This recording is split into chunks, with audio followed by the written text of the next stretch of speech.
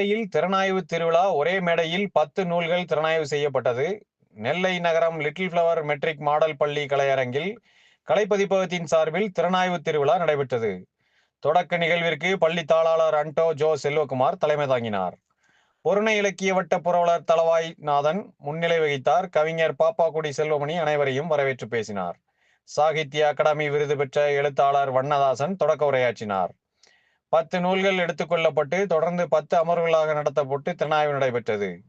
அமர்வு தலைவர்களாக எழுத்தாளர் முத்தாளங்குறிச்சி காமராசு, முரசொலி முருகன், திருக்குறள் முருகன், உக்கிரன்கோட்டை மணி, கவிஞர் அன்னதாசன், சரவணகுமார், ஆசிரியர் சிவசெல்வ மாரிமுத்து, மதிப்பூறு முனைவர் தம்பான், ஊழியர் ஸ்தானம் ஆசிரியர் பயிற்சி நிறுவன முதல்வர் ஜெயமேரி, நல்லாசிரியர் ராஜேந்திரன் ஆகியோரும், திறனாய்வாளர்களாக கவிஞர் காந்திமதி வேலன், தமிழ் செம்மல் பால சரஸ்வதி, சுரேஷ் அஸ்வின், சிவராமச்சந்திரன், மதிப்பூறு முனைவர் சக்தி வேலாயுதம், கோமதி, கிருஷ்ணமூர்த்தி, வள்ளி, சேர்மலிங்கம், கவிஞர் ஜெயபாலன், இளம் எழுத்தாளர் சூடாமணி, பேராசிரியர் அந்தோணிராஜ் ஆகியோரும் செயல்பட்டனர்.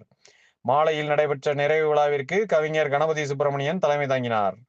கவிஞர் புத்தனேரி செல்லப்பா, நாவலர் நசீர், கலைமாமணி சந்திரபுஷ்பம் ஆகியோர் முன்னிலை வகித்தனர். திருநெல்வேலி மாநகராட்சி மேயர் ராமகிருஷ்ணன் என்ற கிட்டு கலந்து கொண்டு வாக்கெடுப்பு மூலம் தேர்ந்தெடுக்கப்பட்ட திறனாய்வாளர் காந்திமதி வேலனுக்கு திறனாய்வு திலகம் என்று விருது வழங்கி சிறப்புரையாற்றினார்கள்.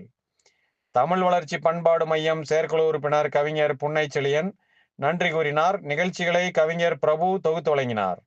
இந்நிகழ்ச்சியில் தேர்வுக்குழு தலைவராக பேராசிரியர் ராமச்சந்திரன், உறுப்பினர்களாக கவிஞர் கோதைமாறன், கவிஞர் முத்துசுவாமி, கவிஞர் சுப்பையா ஆகியோர் செயல்பட்டனர்.